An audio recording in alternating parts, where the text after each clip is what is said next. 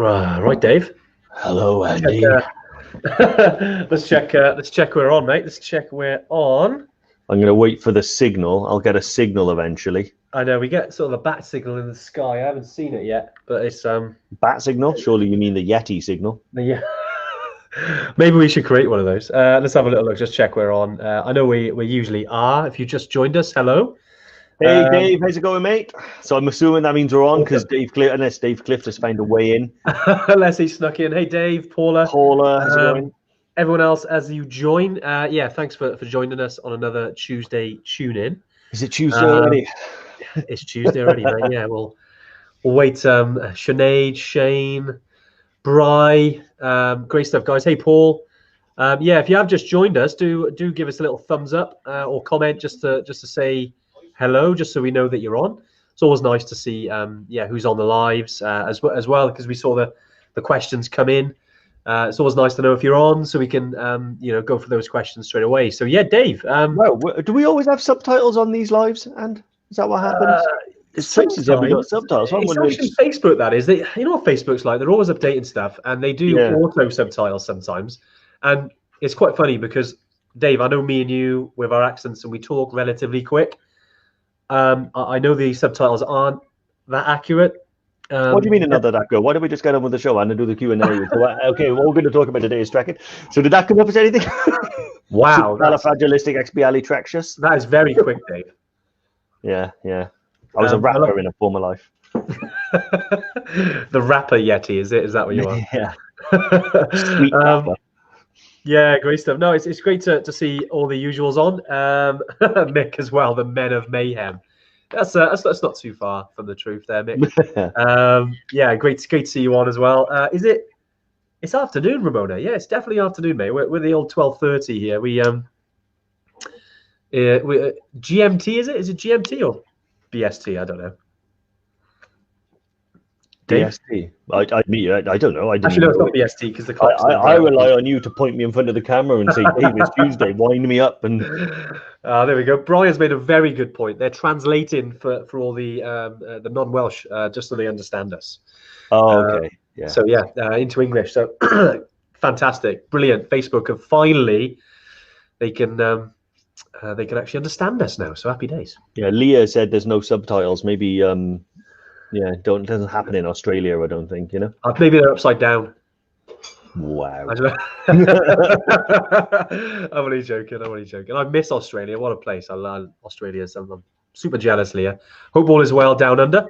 And great to see you on the live again. Yeah, well, today's live, if you've been following us for a while, I know I'm just spotting some names here. Hey, Ellen. Is a few newbies on the sort of Q&A, and we've talked a lot over the last sort of 6-7 months since we've been doing these Tuesday tune-ins around you know, different subjects, different things, especially around you know, sometimes obstacles or hurdles that can maybe get in the way of going on a trip. Obviously that's become bigger over the last several months, you know, due to COVID. That's sort of crept in, and it's created a very big hurdle to travel in right now, which is why we thought let's talk about a few things that, you know, maybe just some thoughts from us on those things around COVID-19 that maybe, you know, looking forward, that those obstacles will start to drip off and you know, we'll be able to go on these adventures again. So we thought, why don't we talk about that today, as well as the usuals. We got a bunch of questions coming on the email also this morning. I think we've got several questions already we can sort of tackle, but yeah, we'll start off you know, talking about it. We called it I'm an EverTrekker, get me out of here. I don't watch it myself, but I know some of my family they watch I'm a Celebrity, get me out of here, and I just thought, yeah, that's a cool little title. We're going to use that today, yeah, because we can't all wait to get out of here. And it's actually ironic this season's actually filmed in Wales, and I was like, okay, yeah, so it's going to be a wet one, basically. So it's going to be very wet. It's going to be very wet. Yeah, very wet. Very wet, very green, and yeah, you know, and why would you want to get out of Wales anyway? It's fantastic. Not sure, Dave. Not sure. Yeah. So yeah, we're going to be yeah, sort of talking a little bit about there. But where would we start, Dave? Where should we start on? Well, on this one. Yeah, I think it's one of those things where, like you said, you know, that there are there's been a few more hurdles thrown at us this year than perhaps most years. I mean, going to EBC or Kilimanjaro or Machu Picchu has never been sort of a straightforward holiday. So there's always a little hoops you've got to get through and things you've got to make sure you've got right. But obviously 2020 has basically said to that, hold my beer. Let me show you. Let me show you what it's about. And yeah, we really wanted to touch on some of those things. So A, talk about what any of those obstacles might be, and B, why we think that they are pretty much just like little. They're not even setbacks. They're just sort of, we're trying to come at it from a thing of like opportunity that you can get out of it. So one of the things here I did see there, Kirsty said it's actually made me train for my 2023 trek, and that's probably a good example of what we're going to sort of talk about. Nice. It's, like we like to think of it as, it's your last day of school, the summer holidays are about to start. What are you going to do to make it awesome? Well, that's what it is. We're sort of, there's a lot of positivity about vaccines. We know travel is starting to open up. It's the last day of school. What's going to happen when we get out of there? So, that's sort of where we're at. Great stuff, Dave. I think we should do analogy of the week on these Tuesday tune-ins compared to the podcast as well, because that was great. I love that. Okay, school analogy of the week. Yeah. If you ask me to come up with one, I can't. But you just got to let me pull the string and see what comes out. Yeah, no, I like that, Dave. I think you're right. It's one of those things, isn't it? Because I know a lot of the people on here who've been part of the community for a while, and I know, you've had trips impacted, and it's super frustrating. And we, these are big bloody hurdles, and we want to get out there. And it's like, right, just let me out now. Although, Mick, he wants in Wales. So, Mick, you can come to Wales anytime, mate. I know. I hope all is well, Mick. In a couple of weeks. I think anytime, but at the moment, you're not allowed. Sorry. Yeah, it's an open invitation, as long as you can get past the armed guards at the border. That's all. It's a bit nuts. But the only thing they're armed with is leaks.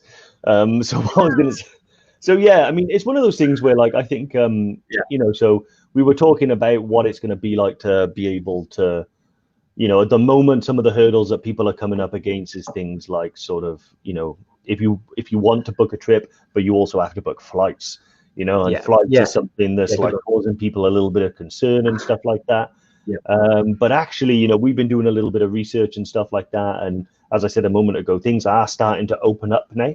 And actually, I've heard mixed reports, but there are some flights out there that are actually really, really reasonable, and are opening up for future dates and stuff like that. So you can feel confident. So that if you've had to postpone or you're going in a year's time or something like that, it's one of those things where, like, you can actually use that opportunity to get an amazing deal on flights if you're going in sort of 12 months time as opposed to, right away. So that's one of the little things we've started to notice. Yeah, definitely. I mean, Dave, you touched on flights there, and I think it's, because we've been looking as well. I mean, we had a bunch of sort of trips we were going to do now and into next year, which we've had to sort of move on a little bit around flights. And I think, if you're looking, I mean, just for anyone that's new to kind of the community and you're thinking about booking a trip, if you wanted to book, say, for the end of next year or even into 2022, don't think you have to book your flight straight away, especially with the craziness around COVID at the moment. Maybe leave it until nearer the time. I mean, that's just something that we've discussed ourselves about pushing those. Don't feel there's a pressure to book your flights. I suppose then going to people on the flip side of that, to people who are already booked and have moved their trip.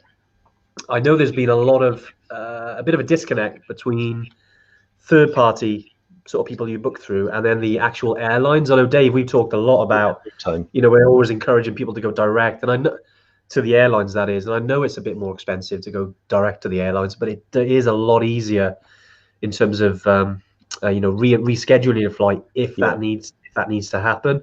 Obviously, that's not exact. We've heard of some travel agents who have been fantastic, especially if you've got a good relationship with like a local travel agent. But generally, you're going through some big third-party company, and obviously, I don't want to sort of name shame here, but some of them are garbage, and some of them are awful. Yeah, they have been. I know. Honestly, like it is. Some of them have been absolute crap. I mean, we've had a friend of ours who was booking flights for Kilimanjaro that's got told he has to wait something like 200 days for a refund. So that's mental. However, we are sort of learning how to do things in COVID now.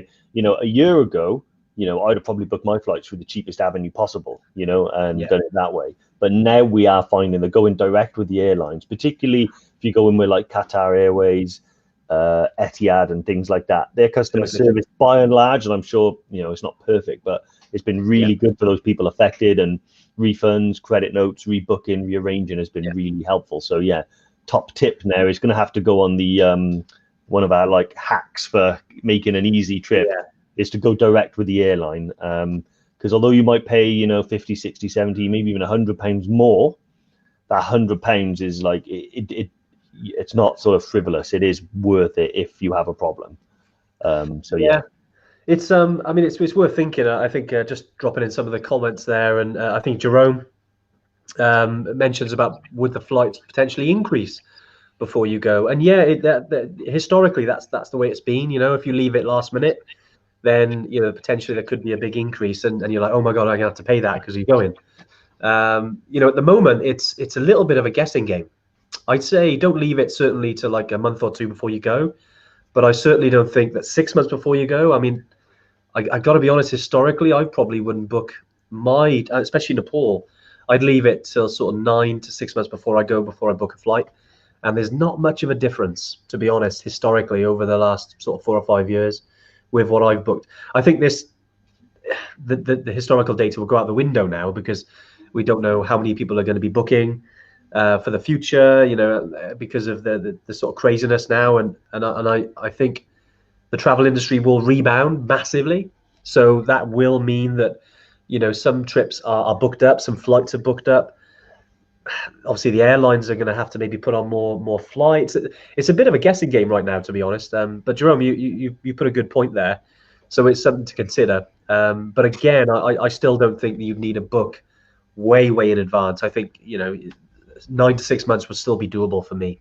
Yeah. And that's what I'd kind of recommend everyone as well. And, you know, because we're kind of trekking specialists, we're not flight specialists, we can only sort of assist you really when it comes to flights. But just knowing the industry a little bit, I'd say 6 to 9 months would probably be what I would suggest everyone does. Yeah. You know, and I think Lauren's on the comments as well, and she just punched all the questions to us.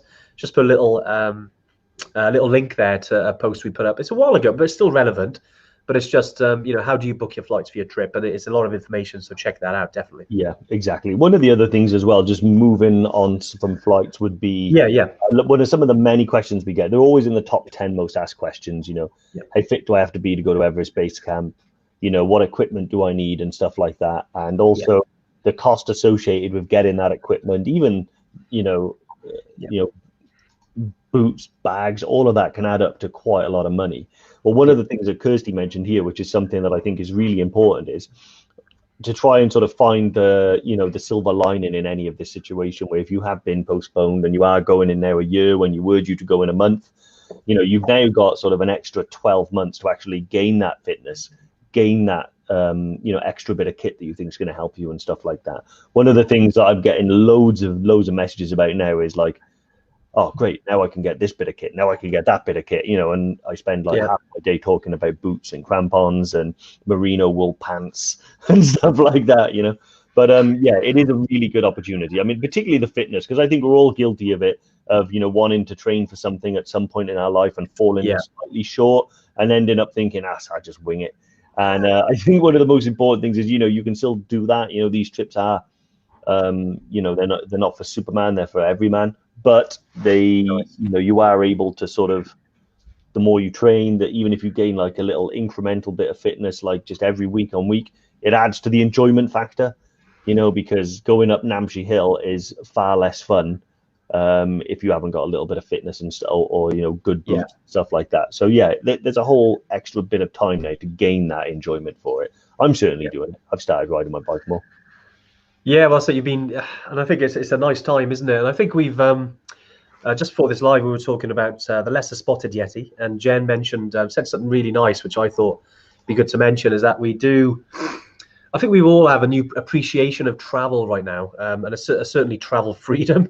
It's become more apparent than ever, and I think that it comes to, Dave, what you said there about getting on your bike, getting out there just locally whilst you can is what we're allowed to do. Yeah. It's kind of the most we're allowed to do. But I think it is having that appreciation of, like it would have been very easy 12 months ago to just book a flight and go to Nepal last minute, which we can't really do now. But it's certainly made us appreciate that. And then looking forward is like, wow, when we can go traveling, there's a big world out there, and you will certainly get to appreciate it a bit more. So she made a really good point, and I thought, yeah, you know what, we're going to talk about that, because I like that. I think we're always appreciative of travel, of adventures, going on the treks. But I think more than ever now, we all will become more, even that'll increase massively now when we're out there, and I think we'll have a better time for it. Because we've been cooped up so long or restricted with our freedoms. It's like you said, Dave, it's like you're off school finally and you're out, you're free. Yeah, it is. Yeah, exactly. Yeah, I mean, that's how it feels. I mean, I can just see from the comments, say, loads of stuff about flights and stuff like that. I think it's strange, because we did want to talk about it, because that seems to be one of the hurdles, one of these things that we're talking about getting over. But from all the information that we're getting, because we get feedback from like all the EverTrekkers, lots of responses, lots of information from people within the industry as well. And the information is that it is starting to slowly bounce back. Travel is starting to open. It will fluctuate. It's not going to be perfect. However, like, because the places that we go to tend to be like fairly niche places, there seems to be sort of an ability for those places to sort of fill flights, because there is a backlog of people now wanting to go to Nepal. And as soon as that's going to be like a safe and frequent place to fly, there is going to be a sudden surge. So we are going to start to fill planes. Now, that some people think that might mean the cost will go up. Others might mean, well, they'll bring more of their fleet online, and then they'll have an emphasis to fill those spaces, which tends to drive costs down. So we just saying that there is opportunity, for the eagle-eyed flight booker, and like Andy said, getting the timing right and stuff like that. But what I'd recommend is probably start making it your daily habit now to keep a look at these flights and just keep checking them and stuff like that, because it will fluctuate. It is changeable. I think change and changeable and flux and fluctuate are all 2020 words, aren't they? But there's some new words. We were like, I never even heard of that word. Furlough. Okay, lockdown. Yeah, they'll be long gone in 12 months. Fingers crossed. Yeah. I heard of lockdown before, but that was my brother's a prison guard, so so that's the only time I've heard it. Well, you did spend a few weeks, wasn't it, earlier this year, Dave? Locked down in the house with HMP. HMP EverTrek. Then, yeah. I was thinking, and I was like, did I go to prison earlier in the year? Has 2020 been one of those years? Just for any new followers, watch a few of the previous lives. You might get that. It's a bit of an in-jump. But what do you reckon, Anne? Should we dive into some I was just looking at some of the ones that come on email, because we always like to sort of nail them first. Richard, as he's emailed in asking about flights when returning to Lukla, how likely are the delays whilst we're on flights? And I think, who was it that mentioned that? I think it was Bry actually made a good point of sometimes, and we've mentioned this heaps of times, and it's always worth repeating, is that some people like to sort of tag a day on at the end of their trip. So although we, when you, like at the moment, if just talking about the Everest Base Camp trip, and that goes at any of your trips that you're leaving or departing from Lukla, whether that be Island Peak, Mera Peak, 3 Peaks, 3 Passes, Gokyo Valley, or the classic route to Everest Base Camp, you'll fly via Lukla to Kathmandu.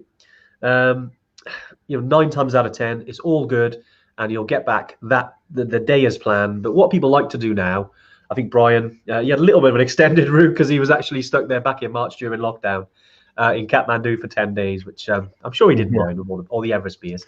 I was going to say, I think he stayed well hydrated during that time. I was going to say he certainly enjoyed it as much as he could. Just lost my train of thought then, Dave. That's what I was going to say. Yeah, I know it's the beers. But yeah, when it comes to those extra days, if anything does happen, and there is a delay in Lukla, which can happen, the weather is not in anyone's control. Sometimes there's a festival, and the airlines can literally down tools. We've seen that before. These are things we have to deal with. It's part of adventure travel. But then if you do have a buffer day at the end, which a lot of people do, you can obviously that helps. And then if it doesn't happen, you've got an extra day to chill out in Kathmandu. So it's definitely worth thinking about. But yeah, when Richard asked there how likely, it's very, very low. But again, if you have got an extra day, one day, it doesn't hurt. You've got a little bit of an extra day in Kathmandu then. Yeah, exactly. I've just read Shane Hubbard's comment here, and I'll be honest, it's a couple of chapters long, but no, Shane, really appreciate your comments here. That's great, and also awesome you're getting into vlogging and stuff. Wow, that is really scary to think that watching me and this head yeti over here has inspired you to do it. I think, but no, that's great. I think any advice from me would be try not to think about the people on the other side. Sometimes there could be 20,000 people. But yeah, no, awesome. That was a great comment there. Really enjoyed reading that. Yeah, no, I was going to say, yeah, definitely a few chapters. Really appreciate it. Yeah, you read that, and you read that. I was going to say, yeah, cheers, Shane. No, it's lovely to, lovely to hear really that. Appreciate that, Shane. Yeah, and we'd love to have you and your mate with us on one of our trips. I think it's an amazing experience. That's partly why we're here. The first trip that myself and the first trip that Andy did, we were just hikers and we still are, hikers and trekkers and stuff like that. And we went out and did this for the love of it, and then came back and thought right, I need to tell people about this. I need to get people out there. That's kind of how it happened, Dan, for you, isn't it? And then still got that note where obviously going back a bit now, and the first bits of advice offered to yourself, and then off you went. It's around here somewhere, isn't it? It's over there on the shelf. Yeah, I got it over there. It's all sits proudly top of the shelf, and yeah, it's one of those things. It's nice. We hope you get some value out of this. Especially when we started doing these in March. When everything sort of kicked off, and we were thinking, okay, let's take this as an opportunity now to one is, maybe provide a little bit of light entertainment during a Tuesday. But also as well, hopefully you get something out of it, and maybe something that we say can help solve and answer a question for you, and then that'll help you on your journey, wherever that may be. So yeah, I'm glad this became useful. Yeah. Awesome. So cheers. Really appreciate that. We have a question from Priscilla on the emails. So hello, Priscilla. Hopefully you're listening. Hey, Priscilla. Is there a walkthrough video of EBC via Gokyo Valley, like the EBC videos on YouTube? Also, do you need crampons to do Gokyo? Is it a lot more strenuous? So we don't have a walkthrough of Gokyo. Believe it or not, they take a tremendous amount of effort to do. We have to physically go over there, do the trip, but we've not managed to do Gokyo yet. The EBC trip will give you sort of 90% of what it's like. Obviously, the bit you're missing out on is arriving at Gokyo with the lakes, which is stunning and beautiful. Going to Gokyo Ri, which is the acclimatization day at Gokyo. You go up to Gokyo Ri, which is a viewpoint, and then Chola Pass. Is it more? It is more strenuous. I don't know whether I'd say a lot more. I guess that's a little bit subjective. It's harder because you're going to go over the high pass of Chola, and you're going to go up Gokyo Ri. So and it's a little bit longer. So it is more difficult. How much more difficult it can be depends, I suppose, on the individual. I would say that what you get out of it far outweighs any extra effort required to attain what you get out of it. So going to Gokyo, going over Chola Pass is one of those experiences in life that's well worth the effort. So once you've done it and you high five at the top and then you high five at the bottom, that's all that matters. Yeah, nice, mate, nice. Crampons to do Gokyo?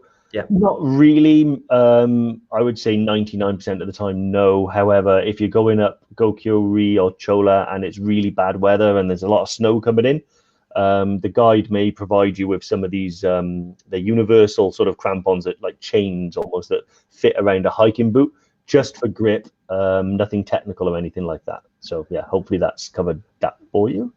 Yeah, nice, Dave. Well, nice answer there, mate. Yeah, we got Chris Clifford Hurst. Hey, Chris. Travel on a budget. What can you get away with? Boots, clothing, kit. Oh, wow. Yeah, okay. Just talking about, what can you get away with? I mean, we're certainly not. Me and Dave, we're open to any gear, and we've used. I think going back, we first started trekking and hiking. We used what I would say questionable gear, but it was relatively budget, but it did the job. Yeah. I suppose it didn't last. That's the big thing. If you do buy something that's maybe a little bit cheaper, it'll probably do for a specific trip, but it won't last. Certainly, like I remember I had these walking boots that only cost me sort of £35, I think it was. They certainly give you blisters. I'm talking like 5-6 years ago. And yeah, I had to change from them, but they were fine for like a 6 or 7 day route. But I'd say if you're doing base camp, maybe invest a little bit more in terms of your boots, just to look after your feet, because if you get any blisters, it's gonna hinder you.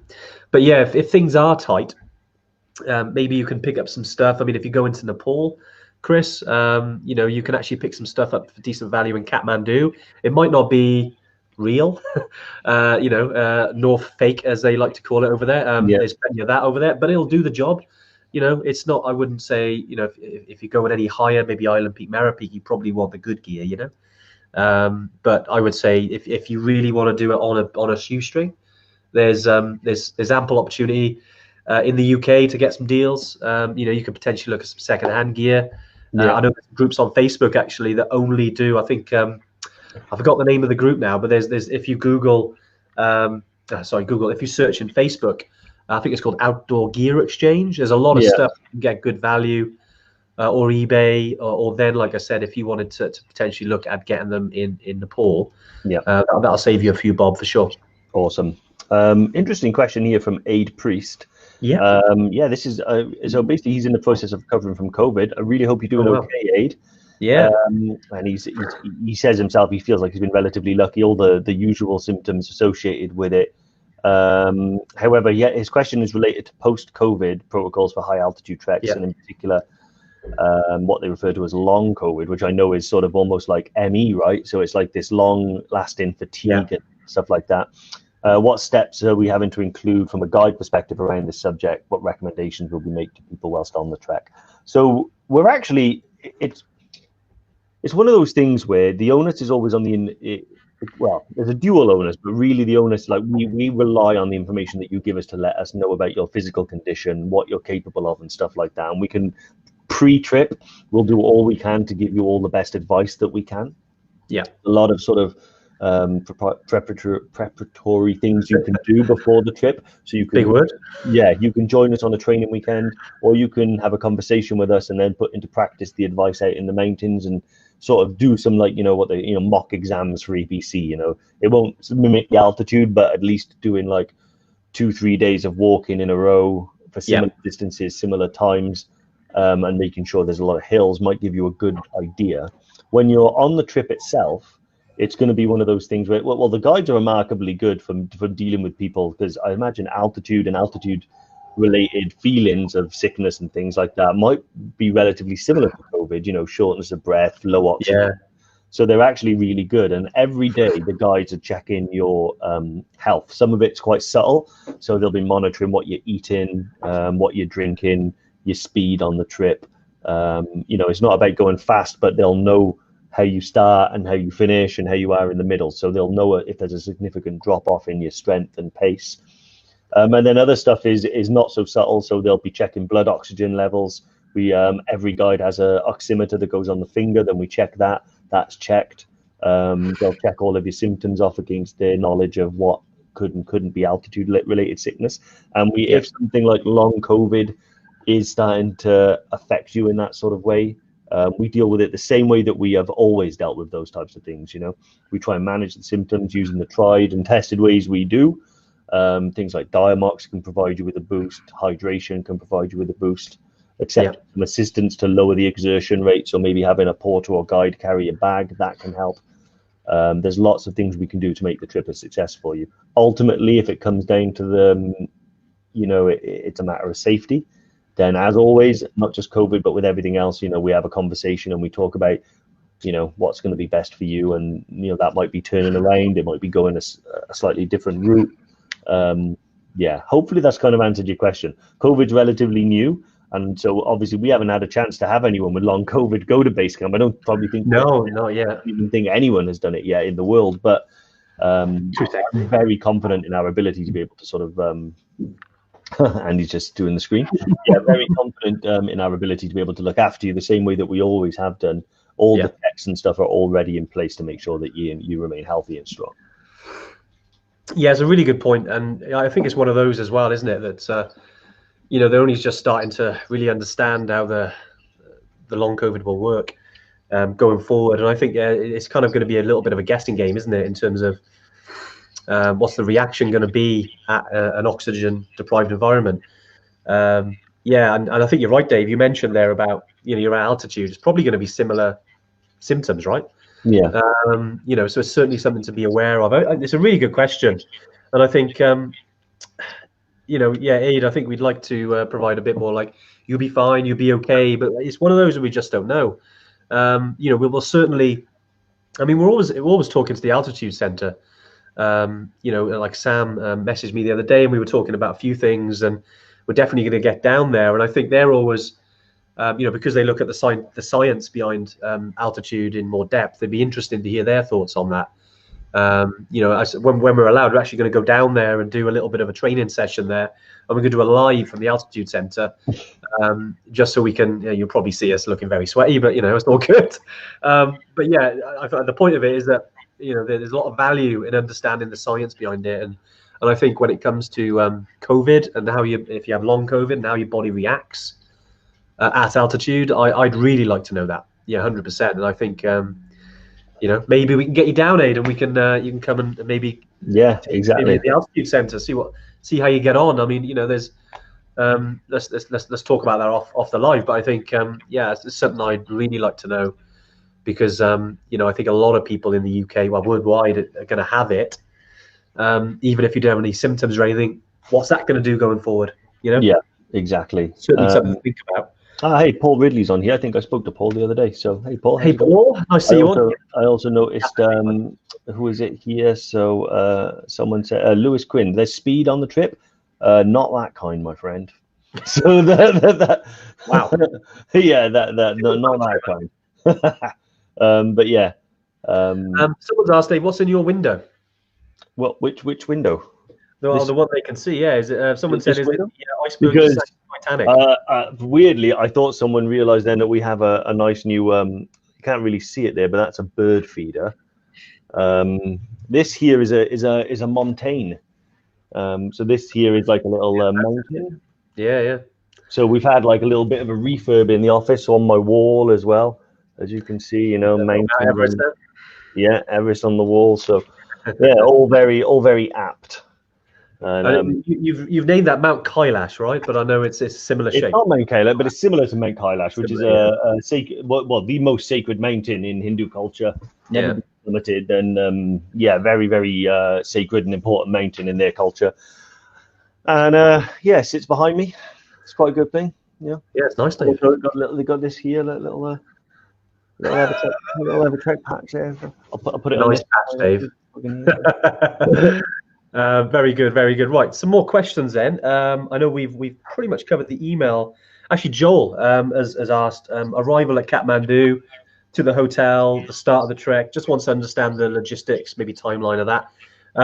Yeah, so when you arrive in Kathmandu, Joel, we as with anything, all your transfers are included. So we'll pick you up from the airport, take you to the hotel where you can meet the rest of the group and check in. You know, in terms of time, pretty much it depends on what time you arrive, because we're pretty flexible, and there's no like fixed time you must arrive, because we don't sort your flights out. Not everyone arrives at the same time, but when you book with us, Joel, I haven't got your surname on here, but yeah, if you once you upload your flight details in our members area, we've got access to that, so we know exactly what time you arrive, so we know what time to pick you up. You know, and that then sort of filters down. So yeah, and you can get back to the hotel, you can chill out, you know, grab yourself a beer if you want, maybe go for a walk. You know, it depends on what time you arrive. Yeah, hope that answers your question, Joel, in terms of arrival. Exactly. And another question from Arthur: do I need mountaineering boots as well as hiking boots for the Island Peak expedition? Yes, you do. Yeah, you need we recommend bringing both. It does take up space, but you know, it's one of those things you've got to sacrifice to get up Island Peak. Hiking boots for the hike in, because you don't want to be hiking in big heavy mountaineering boots all the time. It's not necessary. Yeah. And then when you're going up Island Peak, you're going to need them to be mountaineering boots that are crampon compatible. Again, nothing technical, bar a couple of ladder crossings, but you are going to need crampons to be fitted to those boots, and mountaineering boots are the best to do that. So yeah, hopefully that answers that for you. Yeah, nice, Dave. Nice. What's the Jishu? Jishu was asked. Sorry, arrived late. Yeah, Jishu was always joining us on the lives. Great to see you on here again, Jishu.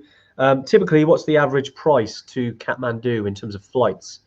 Yeah, it depends on time of year. I'd say anything between March to May, you're looking at anything between £400 to £700. I mean, I've been there in sort of February, and this is going back a few years now to early 2016, and I actually paid £320 return to Kathmandu. That was in February, so it does get a little bit cheaper the earlier you do it in the year. Yeah. That being said, again, as we said about the sort of the supply and demand with the flights and the availability, we just don't know the exact price. I would say budget between £400 to £700 for your flights to Kathmandu.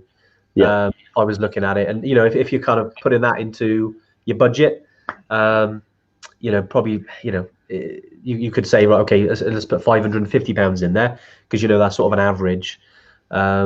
If that would help a little bit. But yeah, so it kind of depends really. Later in the year, sort of October time, November, again, similar sort of price. I'd like to think that, again, later in the year, so sort of maybe mid-November to the end of November, could be a little bit cheaper again. Awesome. Rebecca Strickland has asked in the comments, really important question. Booked on Killy, awesome. You're going to love it. How necessary is insurance covering airlift compared to EBC? Super necessary, because it is a condition of our trips that you have it. So yeah, first of all, it's very, very important for any of our trips when you're hiking at altitude that you have helicopter evacuation cover up to the maximum altitude. So there is specialist policies that cover hiking to Kilimanjaro and cover the chopper lift back down. It's one of those things where we always say that if you go on one of our trips, you have to have the insurance. If someone goes on a trip and they don't have the insurance, can they still get a helicopter evacuation? Yes, they can. Preservation of life and health and safety will always take priority. But the question then is, who pays the bill? So you would rather the insurance company pay the bill. For instance, a helicopter from Gorakshep to Kathmandu, or say from Barafu on Kili back down to Moshi, that could be several $1,000s. So having the insurance there just to cover that makes things way less complicated, way less stressful, and also, more importantly, it gives you peace of mind. And I know you've asked between the difference between Kili and EBC, and you said EBC is more isolated. I mean, technically, you are further away from like civilization, but actually, there's a doctor based at Ferice, and there's a doctor at Namche, and there's a doctor at Lukla. So you're never too far away from getting to a doctor. Where on Kilimanjaro, given the size of the mountain, if you're at, say, a Barafu or really high up in the middle of camps, you are, it's just as hard to get down, and it's a long walk down. So having that helicopter, if you need to get off there in a hurry, is absolutely essential for any of our trips, but particularly for those two. Yeah, nice, Dave. Very, very important. It's rare that it happens, but it's good to to have that in your back pocket. If because you could get unlucky. Anything can happen. I mean, again, 99 times out of 100, you're going to be fine. You'll have an awesome time. But if it's there and something does happen, it's nice to know, okay, they've got it covered. Get me down. And Lauren's on here as well. With regards to insurance, we've got a few companies we use. Lauren, if you could pop the link in to the comments, might be worth having a little look there, because we recommend using True Traveller, Campbell Irvine, Big Cat Insurance. They're kind of the three that we've kind of used personally, and we know loads of EverTrekkers have used. And in terms of any sort of evacuations, anything in terms of claiming, it's not many. I've got to be honest, but we know that those companies are the go-to companies when it comes to high altitude trekking insurance, and it's really easy as well on their websites. They sell this very niche, especially companies like True Traveller. Although they might have a big excess, which if you need to get out of there, you're happy to pay that. Sometimes it's several £100s. Seems like a lot, but if it's a difference between getting off the mountain, and it's super important. It's worth considering. Lauren dropped that in there. So Andy McNaughton Jones has asked a couple of good questions. So the one he's asked here is, do we only go the Lamosha route for Kili, or we considered offering the Northern Circuit? So excuse me. At the moment, yeah, we do only offer the Lamosho. Yeah. 2 seconds, Andy. 2 seconds. The H2O, mate. Keep hydrated. Yeah. So we do only offer the Lamosho route, partly because of the experience of what it offers, and also partly because of the acclimatization benefits and stuff like that. We wouldn't ever consider doing anything really shorter than the Lamosho. We sought a lot of advice, and then we've been out there and we did it, and we feel that for people's sort of, if you go into Kili and it's your first time summit in the mountain and you want to get the Kili experience, we think the Lamosho route is the best way to do it, whilst offering the proper acclimatization and stuff like that. Northern Circuit, you have to remind me how many days that is. If it's something that's comparable to the Lamosho, then who knows, it may be on the cards. But at the moment, we feel the Lamosho route fills, ticks all the boxes for us. So that's the one we're gonna stick to. Yeah. We're certainly not going to be offering any of the the shorter, like 4 or 5 day long routes and stuff like that, because the success rates and acclimatization and the risk of altitude sickness is well outside of our comfort zone. To us, it kind of, I think it might even lessen the experience of summit in the roof of Africa if you did it by the skin of your teeth, and had half the experience. So yeah, that's our feeling. Yeah, nice, Dave. Just a few other questions. What's the Dave Remington? Hey, Dave, has asked what's the best flight route? India, UAE. There's heaps of good ones. You can stop in India. You can stop in sort of Doha in Qatar. That's always a good one we've used. Depends on the airline. You can, I think Muscat if you're flying with Oman Air. You've obviously got New Delhi. You've got Mumbai if you're flying India. Heaps of them. I mean, to be honest, Turkish Airlines, Istanbul. In terms of the best flight route, it depends on how long you want your changeover or gap, because you can't fly to Nepal direct, so you have to stop off anyway. So any of those I mentioned there are good. Some of them, some of those airlines are better than others. Turkish Airlines, Qatar, Emirates. They might be a bit more expensive, but you got a decent amount of movies to watch on the plane. Yeah. You got nice, if you want to go business class, there's heaps of good stuff there. It's ruined flying for you now, Dave, isn't it? It's really properly messed it up. Now I know what goes on the other side of that curtain. It's really affected my happiness level in coach. Having said that, though, on the way back from Kili in February, we were on the Airbus A380. Yeah. And that was great. I had loads of room on that. I wouldn't pay for an upgrade on that. I was perfectly happy. It's mainly the space I'm after, and the distance from people is also quite nice. But Andy said Northern is Lamosho plus a day. Very interesting. I'll look it up, mate. Thanks for enlightening me on that. So another interesting question here from Sophie Arthur. What are the temperatures like during the day, night on EverTrek during October? Nice. Probably one of my favorite times of year to go, to be fair. During the day, especially in the lower altitudes, the first 3-4 days, shorts and t-shirt weather. It's going to be hot. I got sunburnt in October. I've never been there at that time of year and not been sweating at the end of a climb on the lower altitudes. From sort of Tengboche onwards, when you get in higher, Dingboche, Lobuche, it's going to be getting colder during the day. So you're going to start noticing that you're going to be wearing like a fleece with a base layer, or putting on a windstopper or something like that. The nights very mild again in the lower altitude. You can get cold, snaps mind, because the Himalaya is always changeable. Nothing I say about the weather in the Himalaya is to be taken as a guarantee. I was there in October and it was boiling in the day, but freezing in the night, even in Phakding, so crazy. But on average, it's quite mild, but then gets definitely below zero in the higher altitudes. How much below zero depends on what's happening with the weather, but you can expect 0 to -5 on average. It can dip down to maybe -10 at Gorekshep outside the room. Inside the room, it'll be a toasty -9 3/4. But yeah, hopefully that's answered that for you. Plenty warm, that is, Dave. Plenty warm. Oh, plenty warm. Yeah, you got. I was about -12 when I was there in October. It was really cold. I know you went there in the winter and it was like insanely cold. It was a little bit cozy, yeah. yeah.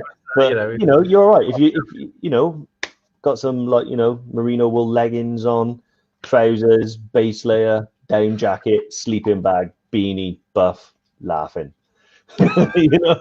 That's got to be a line there, Dave. That's Yeah. a quote. Yeah, some great questions. Diane, great to see Diane on here as always. Having trouble finding videos or pics of the route to Machu Picchu. Yeah, the Tomoke route. You know what? It's weird. When we were sort of planning this route, we realized, yeah, you Google it, it's very difficult to find because it is, we're the first company in the UK to do that route. So we're really excited, and yeah, we've been gagging to get out there to put a little video together like we do on all of our trips. And I suppose the last, we were looking at the end of last year to sort of push it in, and this year to go out there. But it just hasn't happened. As soon as we get any fresh content for you, especially in Peru as well, that the guys over there, they can't go there at the moment. But what we'll do, we'll see even if we can get some sort of some local footage for you. Maybe I can get the guys to send some over it, be unedited, but at least we'll be able to see. It'll be of that particular route.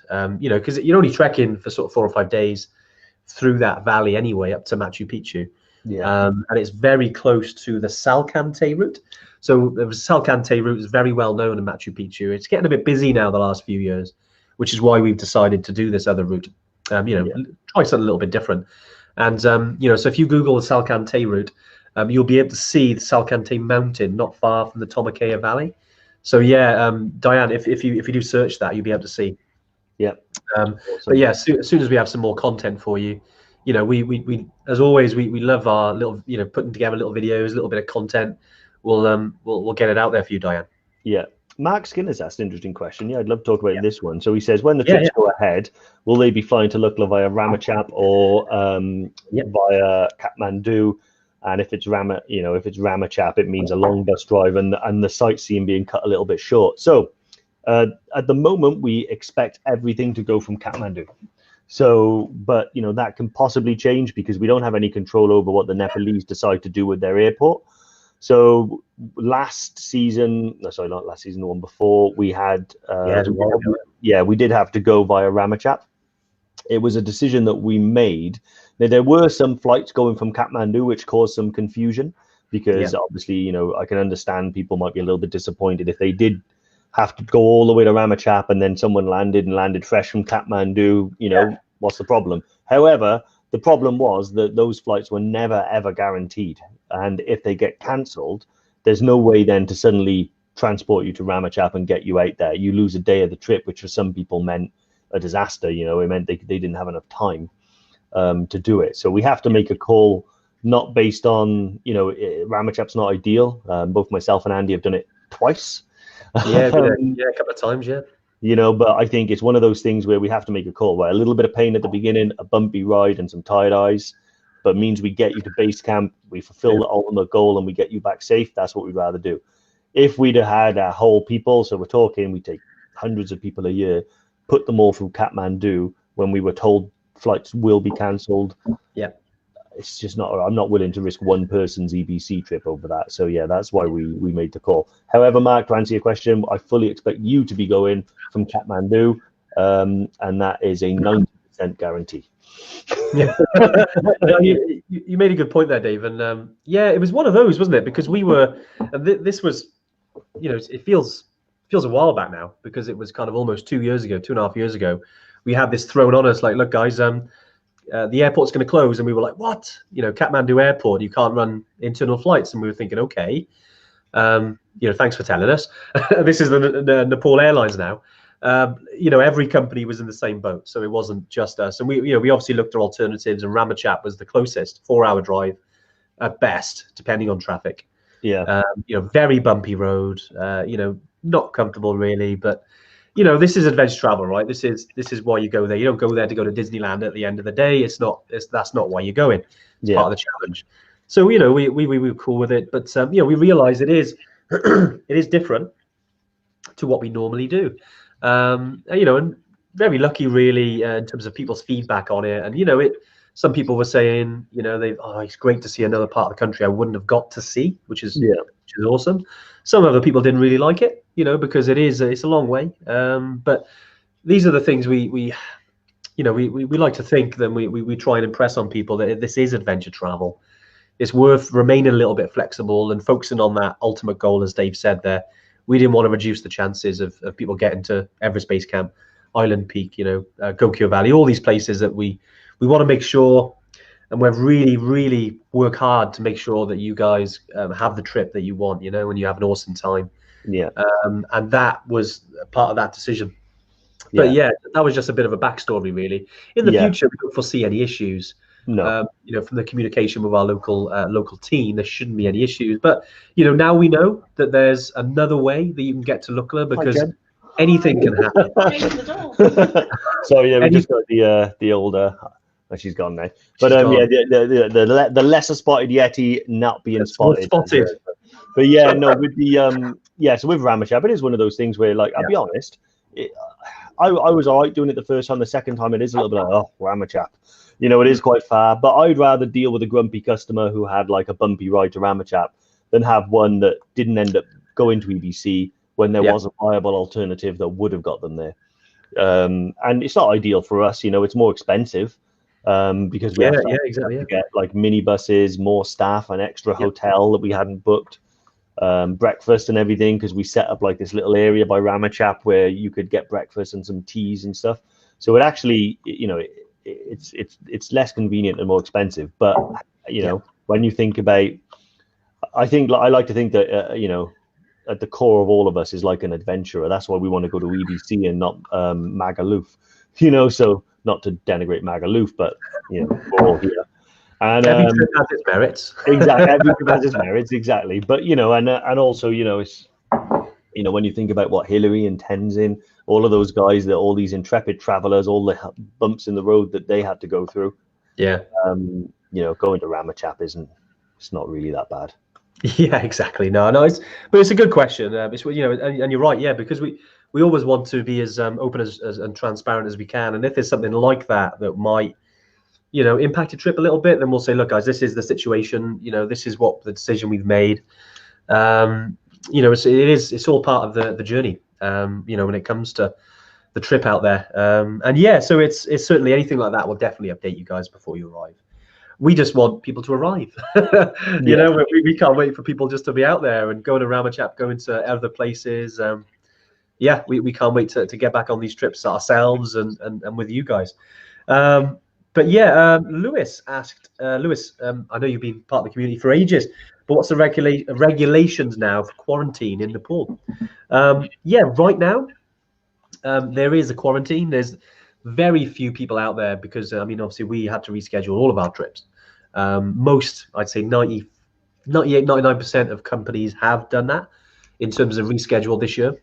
Because of COVID, but it is open. So, for instance, if someone arrived, I think you have to quarantine for several days at a hotel whilst you wait a test.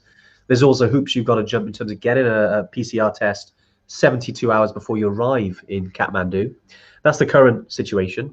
And then, obviously, once you return to the UK, depends on where you arrive from. There's currently that 14-day quarantine when you get back. So that's the current situation now. Now this, I'm sure it'll be very different next year, in terms of that. I almost guarantee that next trekking season, Nepal will change that. So anything at all, Lewis, we'll definitely update you. We think that what that is there won't be next year, but Anuj, who's our sort of operations manager in Nepal, him and Dave work very closely, and I know that any updates they get from the tourism board, from flight companies, things they hear on the ground, we're usually first to find out. So we'll let you know as soon as we do, mate. Definitely. Yeah, exactly. Andy Ashford has asked Island Peak B2 or B3 boot. To be honest, both would probably be both would probably be suitable for Island Peak. It all depends. It all depends. They have to be crampon compatible. So I've got the Scarpa Mantra Pros, which I think are a B2 boot. I'd happily wear them. B3 is probably a little bit overkill, to be honest, with the full, crampon on the full automatic crampon, I think they call it. Because there's nothing technical. B2 boot would be fine. Like I said, you both would do it. But don't feel you have to go and get any like crazy high altitude double layered plastic mountaineering boots or anything like that. You can just get like a sort of a heavy duty hiking, sort of medium sort of mountaineering would be fine. Yeah, exactly. Yeah, I mean, you could probably get away. I mean, some people I know have got away with a B1. I know it seems a bit nuts, but yeah, you could probably get away with it. Although ideally, B2 is what you need because of the where you are. Um, and it's if you're only using it for Island Peak, and we've had some people who've come on a trip with us, and because mountaineering boots, especially B2, can be sort of £300. You Yeah, can actually hire them locally. Now, normally we'd say, look, any sort of boot is good for it to be yours because you've got to wear them in, and the trekking part of it will be a separate boot. That'll be your trekking boots, like Dave's Maynard Boutons is a classic. And then once you're on the mountain, but Island Peak especially, if you wanted to hire some locally, you can. Again, they're not going to be, all singing and dancing, but they'll do the job. And you can hire them locally in Shukung, which is literally not far from Island Peak Base Camp. yeah. So yeah, that is available there if you don't want to spend all that money on a particular boot. Awesome. So Laura Collins has said, when flying to Kili, where is best to have a stop off?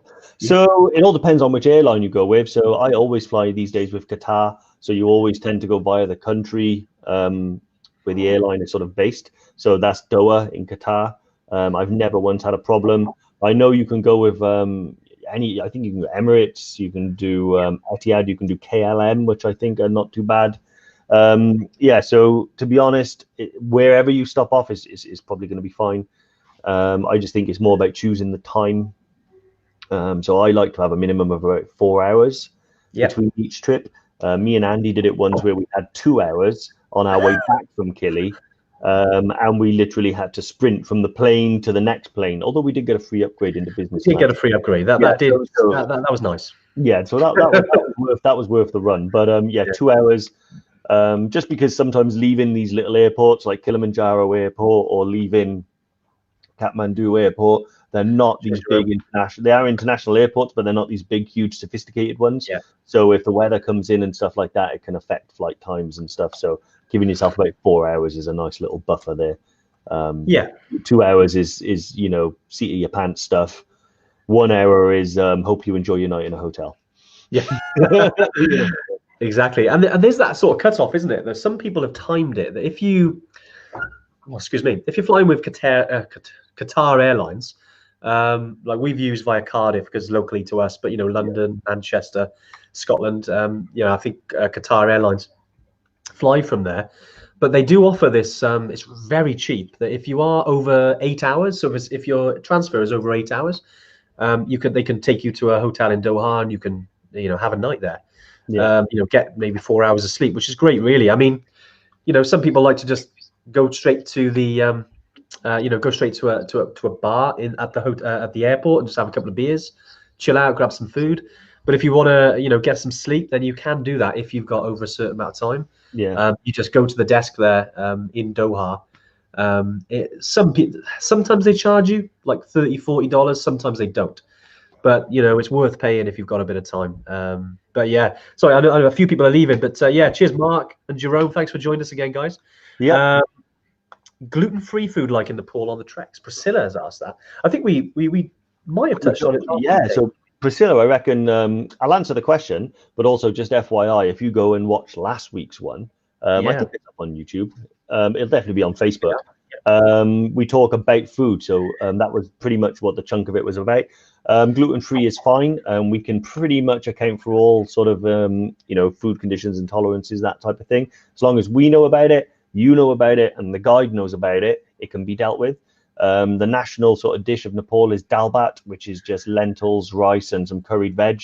That tends to be suitable for almost everyone because it's there's no meat in it at all.